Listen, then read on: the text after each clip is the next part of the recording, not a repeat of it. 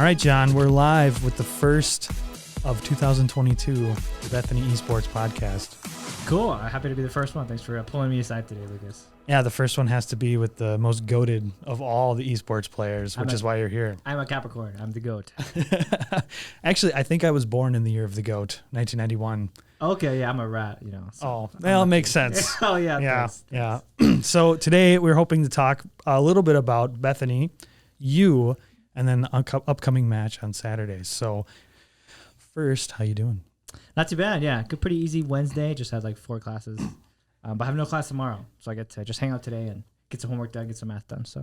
So this is actually not your first college, right? No. You're known in this scene. You've been around for a while. Full ride student at other places. Yes. Where was your first school experience with esports? So I started where I made a big name for myself was at Columbia College. I played mid lane there in their first year of esports, and I think it was cool because at the time I think only like 6 or 7 schools had esports. It was still really a new thing, and Columbia College was one of the leading forces behind that. I went there for a bit, and it was great. And that's a whole story. Maybe we can get into another day, or even today if you want. Yeah. So tell me about that. 7 schools in the nation. Yeah, how's that recruiting process work? So it's actually my dad who actually saw the article that they announced. They released like, hey, we're doing esports for the fall, and this came around just as I graduated. So my dad was like, you know what? You play League all the time. You're pretty good at it. Why don't you just do this while you pursue your school? And it was actually him who actually saw the article and found it, and he sent it to me. He's like, John, you got to look at this college, and the pieces seemed to fall in the right place. At the time I just graduated, and it's like this school had just like announced their thing in the year of my graduation. I was like, wow, okay.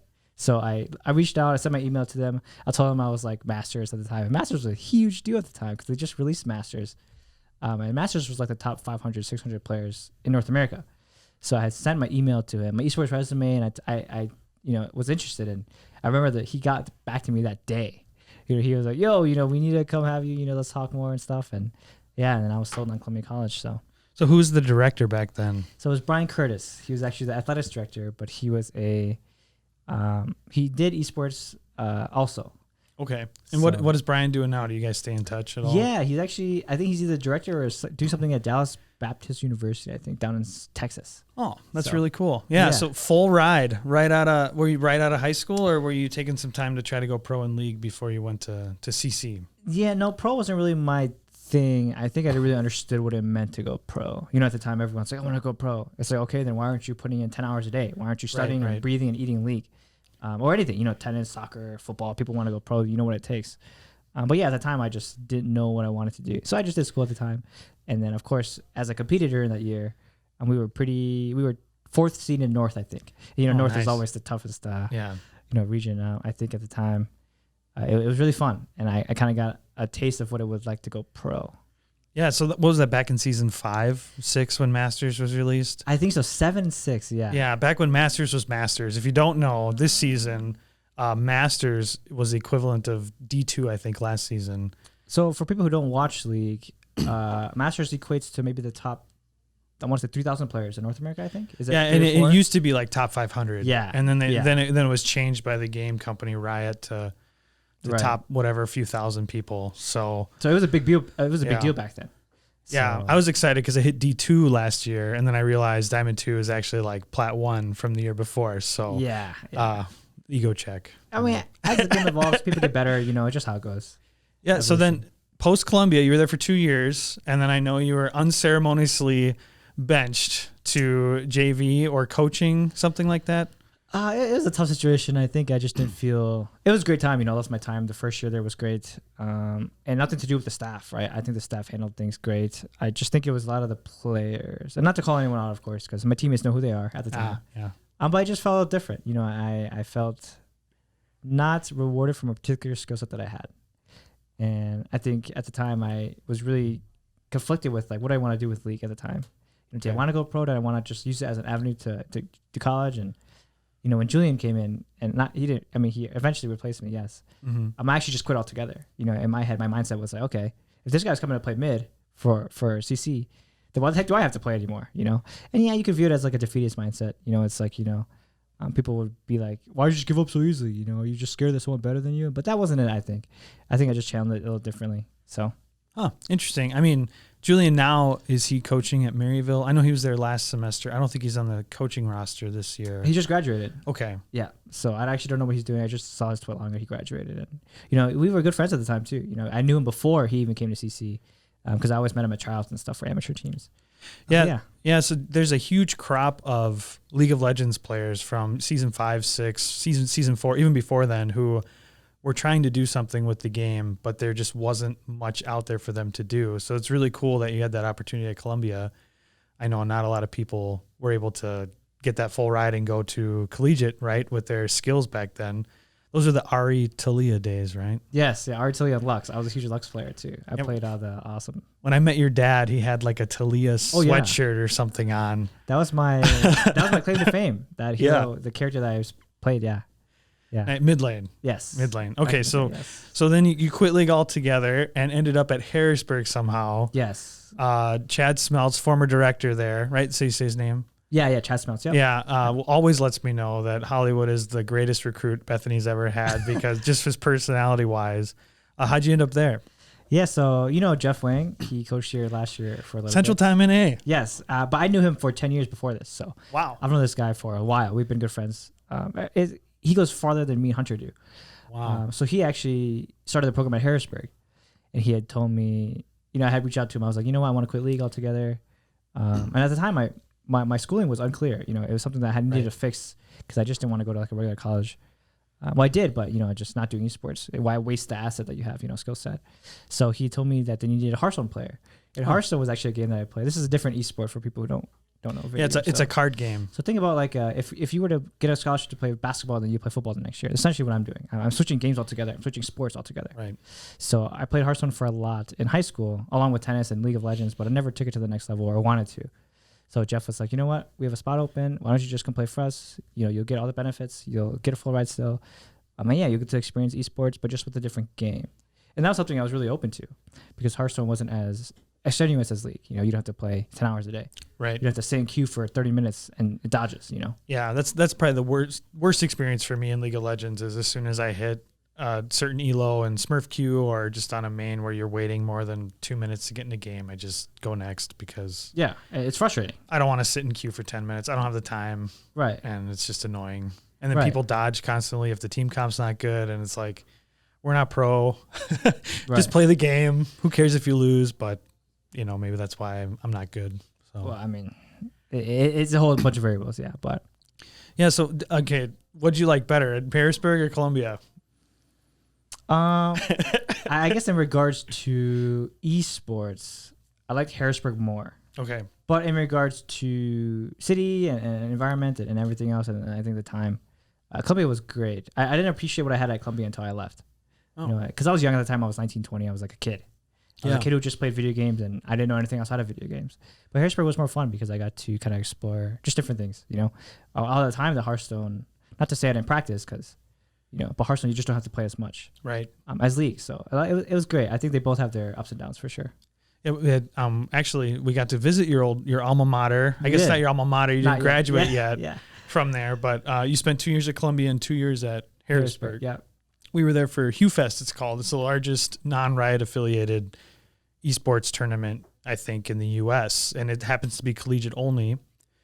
Our League of Legends team was there, not Overwatch, but yeah, we were there, and you got to see everybody. You got to play some Smash tournaments. I mean, we showed up, and then I didn't see you until we left. You had so many friends to talk to, and you had me driving you around downtown, picking up random friends, taking you to a Bass Pro Shops for a Smash or something like that. It was the mall. It's pretty cool. Okay, the mall. The mall. We had the Smash tournaments there, yes. Yeah, I'll never forget that. I mean, you just like were lit up, and you know, your face lit up, and you're just excited and seeing all your friends. It must have been cool for you. It's awesome. Yeah, I think again, you know, a lot of times you don't appreciate things until you leave. You know, and at the time, I just like the friends are friends that I've known for a long time, and you know, going back was just a great experience. And Hugh Fest, I was always on the giving side. You know, I would like host it. I would work and I helped with the elevator and stuff. But this time I was actually I was actually going there this year. Yeah. But it was cool with the new Bethany team, and you know, obviously I'm from Minnesota, so I have that Minnesota pride. Yeah, you know, it's absolutely. like, you know what? And everyone was so weird. They're like, dude, like, how are you here? Like, did you leave HU? I'm like, yeah, bro, I play League here. I'm on the League team here. They're like, what? I thought you played Hearthstone. I'm like, yeah, I did. But then they don't know that I played League before Hearthstone. Right. They're like, dude, how did you get scholarship for 2 different games? I'm like, You're just a goat. well, I don't know. Let's just say it's a lot of time and effort. Yeah. Yeah, it is a lot of time and effort. I think, not to get too sidetracked, but that's one of the cool parts about esports that is untapped is a lot of times, and in fact, in most cases, I mean, if you look at our roster at Bethany, you have Aiden Fallon, who is a 1,000 LP Challenger player since season 5. Right. So like top 20, 30 player. Yeah, and he's also a top 100 WoW PVM player. Oh, cool. Yeah. Wizardish, Ryan Vreeland is a top 5 global slasher player for Mordhau and Chivalry or Shiv, whatever you want to call it. And also, he hit rank 48, I think, or 43, whatever, doesn't matter, at Bethany in League of Legends. You got, you who full ride for Hearthstone and League. Competing in StarCraft 2. Exactly. I mean, you notice that a lot of these top level gamers can hit rank, high ranks across. It doesn't matter what the game is; they just do it. Right. So we call it the gamer gene. That, and I think people just forget that. I mean, it's not uncommon for like an athlete to be good at basketball and football and baseball. Right. I mean, you have not the triathletes, but the people who play multiple sports in high school. It's the same exact thing. People are just like, dude, how can you do that? I'm like, dude, it's not any different from traditional sports. You have the athleticism, all that stuff. It's just really cool because it kind of reflects a mindset. And that's one of the things, at Bethany that we've noticed is all the guys who can hit high ranks are also really dominant in the gym, lifting weights. I've been impressed by that. When my time, we had full football workouts, for the college team where we'd all be in there and everybody had this, like this next level they could push to. That if you go to your local gym, you'll notice some people do that and other people don't. All of our high-ranked players here at Bethany, when they go to the gym, they all have that, that grit. We actually had a sports psychologist in last year from Mankato State do some research on our guys, and I think Boise State, and then a couple D1 football programs, and compared their mental tests that they took them through. And he was most surprised by the grit and determination that those levels in D1 athletes.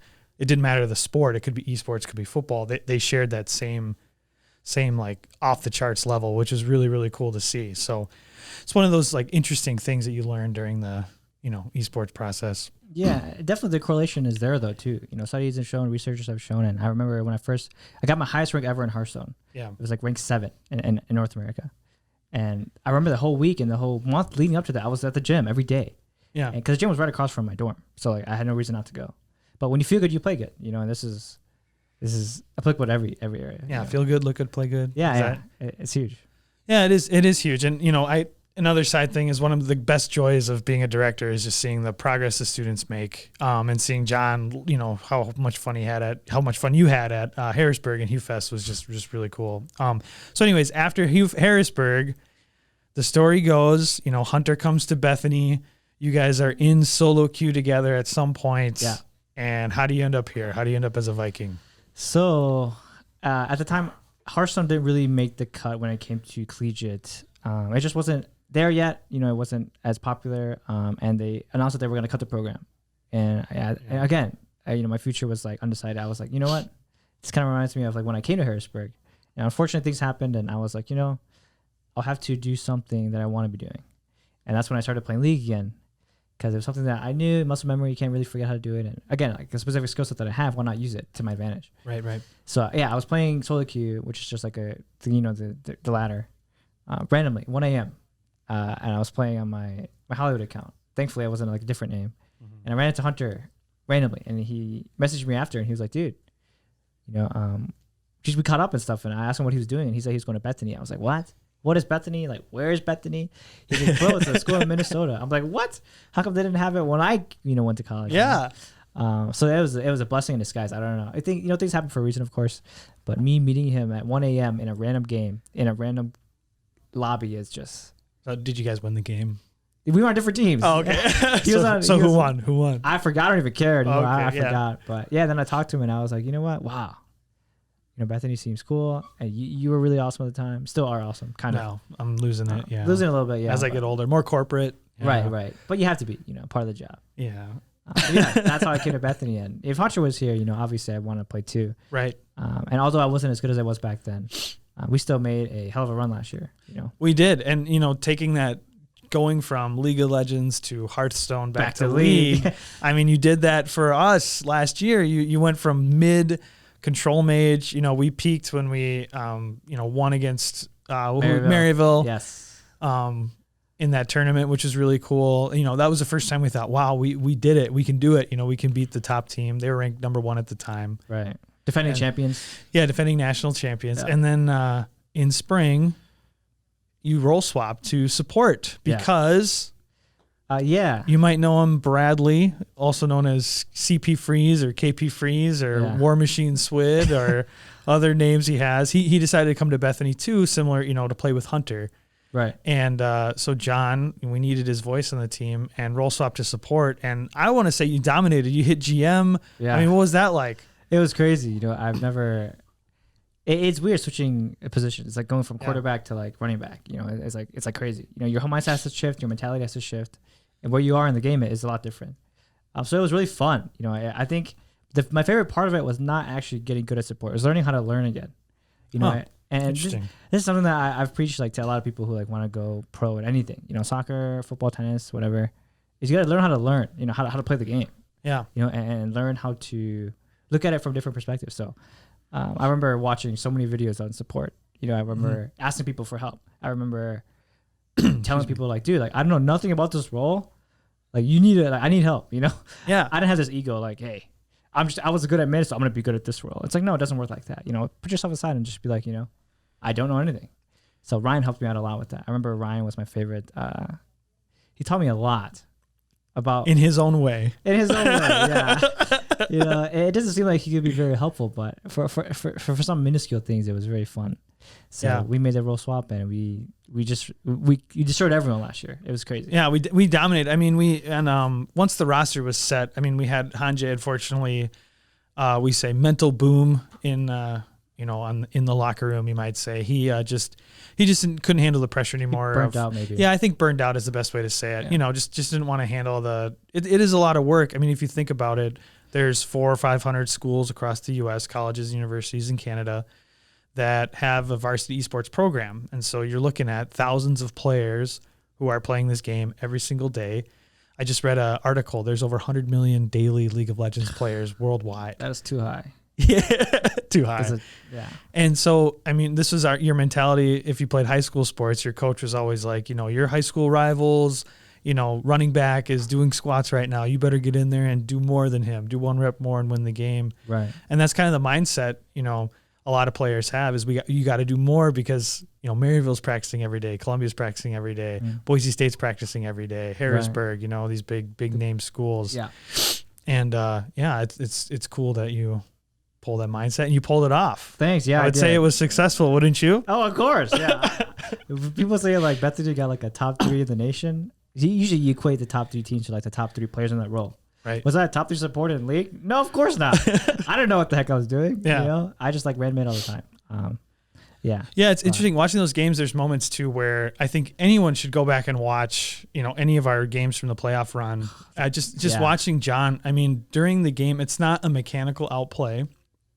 It's not, and not that you don't have great mechanics, but it's not like we're mechanically outplaying teams. We're not. It's just a brain. We just have a plan. Yeah. We do the plan. Yeah. And the plan worked. Right. And it just goes back to high elo players to high elo players. It doesn't matter what role you're on, what you're doing. I mean, when I was in Europe, they'd always say I'd rather have a challenger player first timing a champion than a Masters one trick on my team. Right. And I think that was highly reflected last year. Watching you play support. Yeah. Thanks. Yeah. Wow. That's high praise going for you, Lucas. Appreciate that. Wow. Oh, it's serious. I mean, obviously, top lane was kind of tough.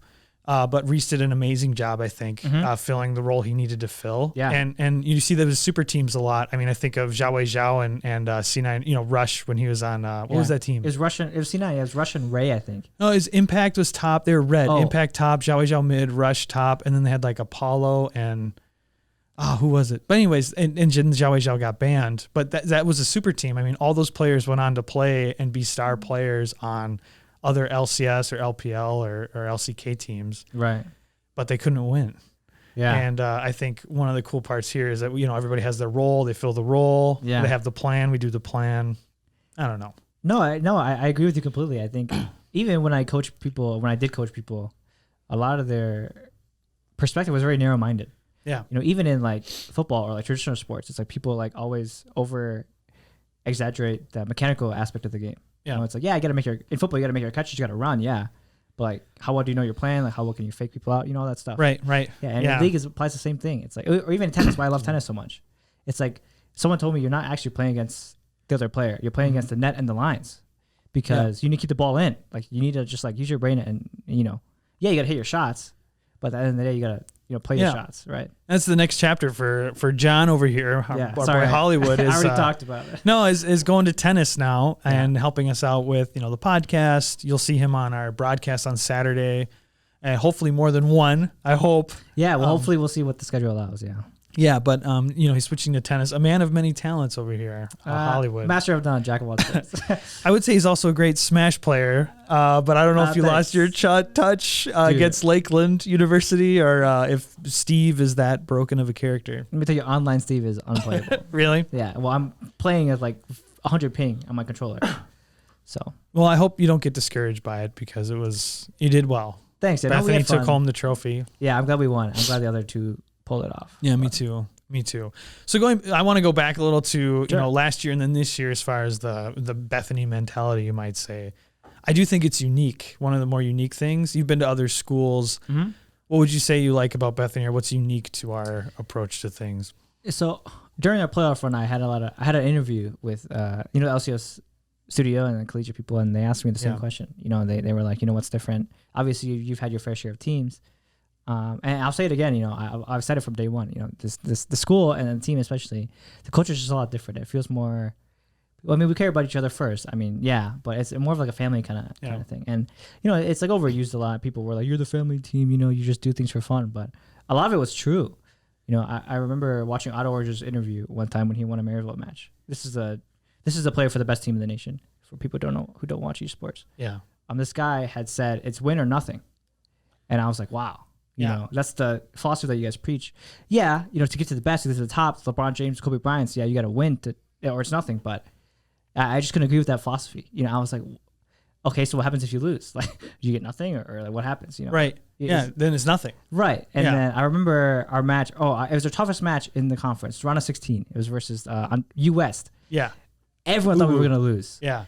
SkyTech, Lynx, right? Yeah. Winston. To be fair, Chim top lane. We were the underdogs in this match. Every statistic, every player, everything just said we were the underdogs. We were not going to win. But we ended up winning 2-0. And I remember before that match, I was talking to the guys. And Ryan was like, guys, like no matter what happens, we had a hell of a year. Yeah. And when he said that, I was just like, dude, like what do we got to lose?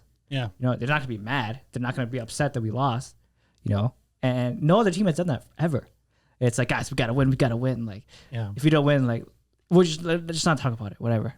But when Ryan said, what have we got to lose? You know, whatever happens, we won. Like, you know, we had a hell of a year. It's like, dude, that was it. Yeah, that morning I remember was really fun. We, the guys who were still on campus, we went out to Perkins or went out for pancakes or something. Yeah. And the vibes were just really good. I mean, everyone was texting each other, snapping, whatever you guys do. No, I did not have Snap. Lots of laughs, lots of jokes. You know, it's always fun. I think that's the best part of Bethany is like, and you said too, it's like, it's almost always fun, right? Yeah. Yeah. And that, I mean, you play league for fun, you know, you play your sport for fun. Yeah. You know, it's not like, yeah, I think it was, I don't know who said it. It might've been me, but, you know, cause we don't scrim as much as schools might. I mean, we don't do the 6 nights a week, 3-4 hours, because it's like, you already have 10K hours in the league. What's another 50 hours going to do for you? You know? Yeah. It's about the game planning. It's about everybody knowing their role and just executing, right? Right. And, you know, I attribute a lot of our success to our lack of scrim sometimes. Yeah. You know, it's like, because we didn't scrim a lot, you know, sometimes we had to make the games count where we played. Right. And it's no room for horsing around, no room for like, I remember our match days, I don't even know what happened on our match days. I can't even remember how awesome that was. It's like, we just turned on a whole new gear. Yeah. You know, the Bethany land buff or the Bethany buff, whatever they were saying on stream, which was cool. I do think the lack of scrimming is a big part of it too. Not that scrims are bad. I remember reading, if you play golf every day, if you're a par player and you play every day, your average actually goes up. But you'll have more days where you're above par than below par, something like that. But if you play like once a month, then you're once a month player, once a week player, you're like below your average kind of thing, like you play above. And in Olympics too, Olympic athletes, they used to train all the way up to the day of their competition. And now what more Olympians are doing is, especially in weightlifting, they'll take like the week off before the Olympics and let their body recover and rest and then go at it. And I think, esports isn't a physical sport, Right. but I do think there was something to be said about, doing once a week or twice a week as opposed to, like the MU model of 6 nights a week. It's Yeah. No, I agree completely. I think like a lot of it too is just people always say esports, you guys don't have like the adrenaline. You guys don't have the excitement before matches. You guys don't have that euphoria when you win a match or that close situation. But we all had it last year. We smashed Berkeley in round of 32. We beat US. We had Ontario in the round of 8. Yeah. We lost to Maryland in the round of 4. But all those feelings are legit. They're awesome. Yeah, it's really cool because going into esports, I didn't know if it was going to have a lot of parallels to traditional sports. Mm-hmm. I played football and baseball during my life and football in college.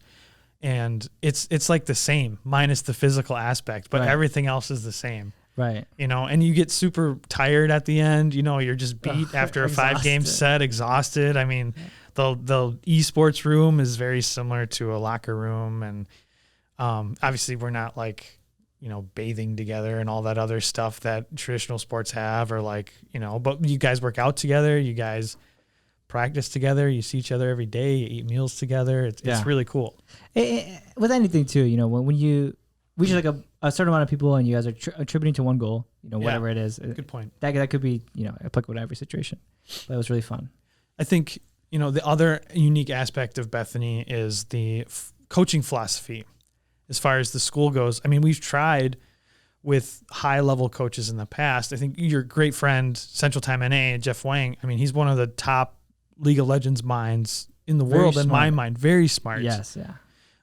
But kind of what our approach to League is more of, not getting lost in the high. I call it like a high elo word salad. Not getting lost in the minutia of like, oh, this could be broken or this could be OP or like you should actually go Ghostblade first on this or whatever. It's better. Our philosophy is more of, have a game plan and just do it. Mm-hmm. Would you say? I mean, could you explain a little bit? It's very obvious from the inside, but I'm having a hard time putting to words. Yeah. What I'm trying to express. You could do it better as a true gamer. I think I understand what you mean. I think our philosophy is we do more of what fits us instead of what fits the general mold. There you go. And I think in traditional sports, sometimes you guys run like a formation, you guys run like a play. But maybe you guys are bad at this play or they're bad at this formation, and you guys prefer a different formation, but you guys are stronger in this particular setup. So yeah, I guess maybe that could be equivalent to that, maybe. Yeah, absolutely. I think, nobody, for a great example, nobody picked Shen last year, and that's all we would play.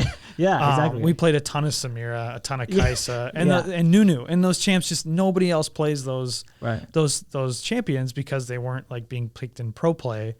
But we had a high mastery of them individually. Yeah, and then just taking that mentality in, and that's what I'm most excited for this year with our new guys, Aiden and Seth, Dog2 and Orises. Mm-hmm.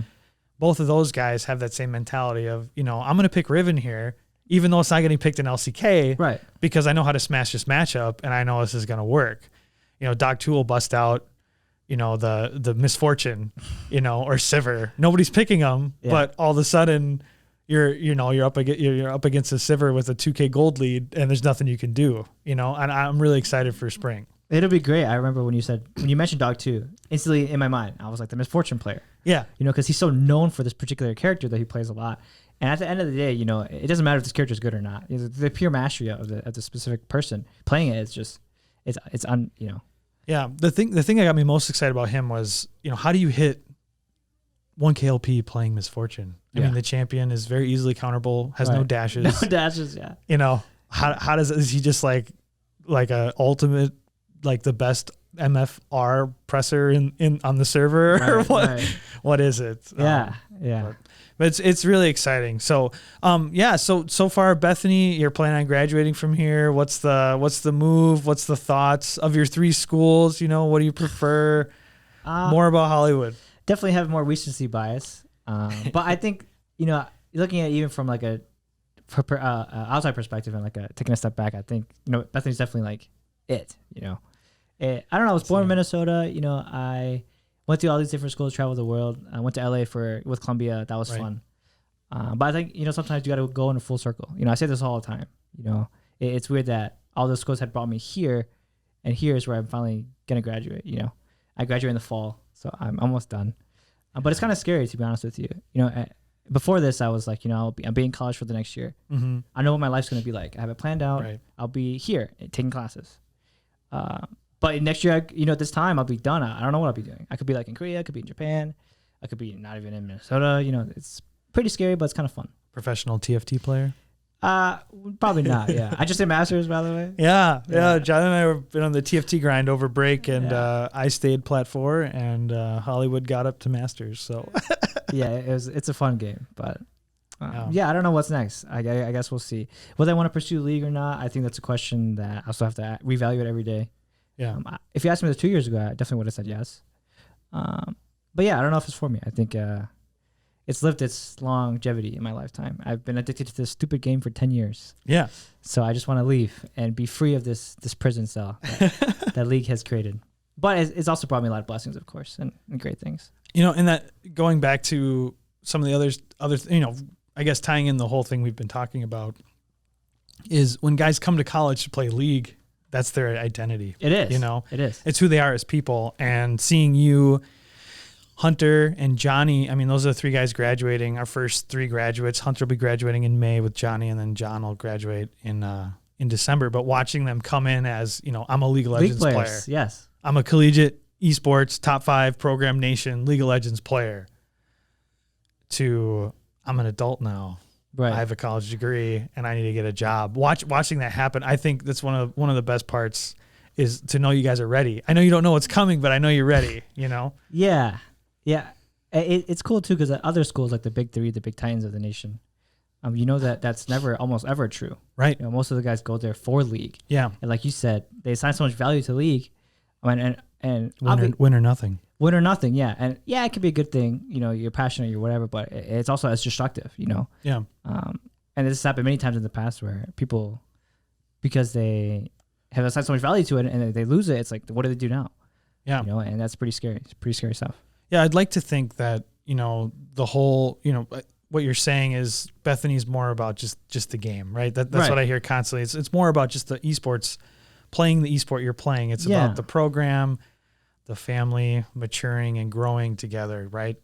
Is that what I'm understanding a little more? That's the thing I love about this program the most. What school can you say? Well, okay, first of all, how many people are there actually playing esports in the nation, let alone doing it at a place where they can actually enjoy it, and also compete at the same time. Yeah. Yeah. And we do compete. It's not we got third. Not at all loser's mentality. Not only we get third, I'm excited. The Academy's starting here. And is it this weekend or next weekend? I don't watch league anymore. Yeah, we get to watch our boy Gambit, Yuji, yes, and our boy Bradley play for 2 Academy teams. And I would like to think that part of the reason they got to go to Academy is, nobody at Bethany taught them how to click better or how to jungle path differently. Those guys are 1K LP challenger machines. But I will say, watching them grow over their time here, I would like to think that had a little bit to do with them, being ready to play at the next level.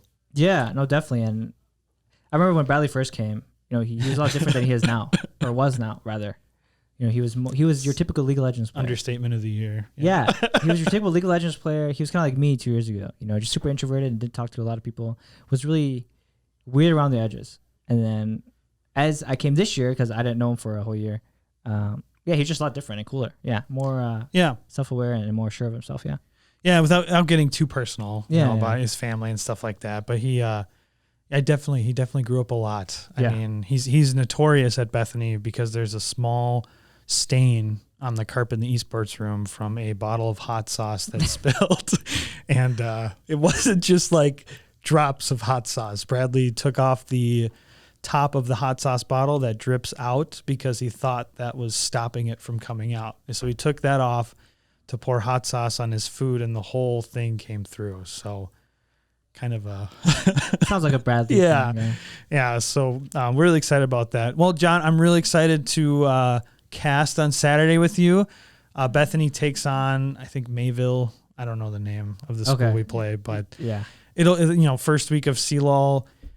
People think when I talk on the radio or on the news station that the first few weeks aren't really competitive, that I'm being arrogant or, not sensitive. Upsets can always happen. Appalachian State, Michigan, or, you name a classic upset in lifetime. But could you explain a little bit why that is or that I'm not being overly confident? Well, yeah, for people who are not in this space, the esports space, or who aren't too familiar with the esports scene as a whole, and collegiate anyway, we're actually not split into divisions. Yeah. So Bethany's a D3 school when it comes to the sports here, right? Soccer plays in D3, tennis, football, baseball, whatever. We don't have a football team, but regardless, and esports, we're not split into divisions, so you could have a D1 team playing a D3 team at the first week, and usually because Bethany's a D1 school when it comes to esports, whatever, or quote unquote D1. Mm-hmm.